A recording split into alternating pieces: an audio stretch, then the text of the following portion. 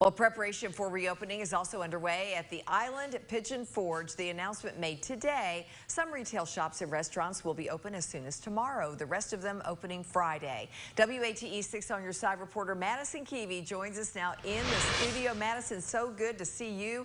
What needs to be done to get the island ready to open again? Well, Lori, the island staff are working to ensure that the property follows social distancing guidelines, which really gives anyone who visits a clear outline of what 6 feet apart actually looks like.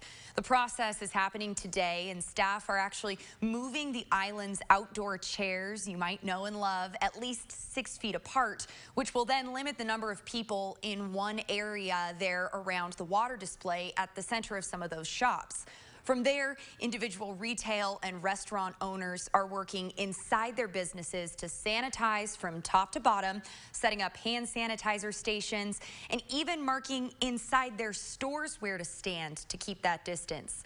Restaurants, of course, will be open at 50% capacity in dining rooms, so those teams are spending today establishing what that looks like for them. I'm told these small changes, though, are worth it if it means putting money back into the local economy.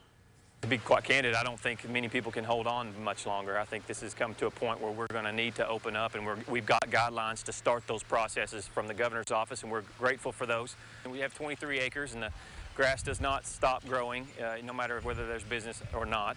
So we have to make sure that the property is presentable. We have to make sure the streets are swept and washed, and the plants and the flowers look good, and that the businesses have all they need from us.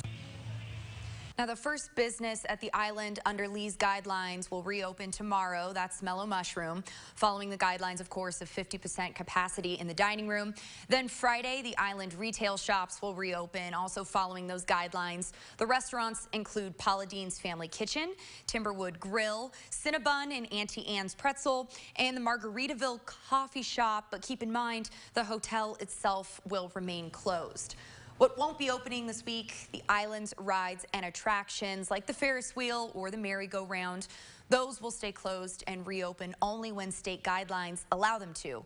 Remember, Sevier County falls under Governor Lee's executive order. Lori. All right, Madison, thank you. And if you're planning to be out in public as businesses and retail begin to reopen, the CDC recommends wearing cloth face coverings in public settings, especially if social distancing measures are tough to maintain. And of course, continue to social distance by staying at least 6 feet apart.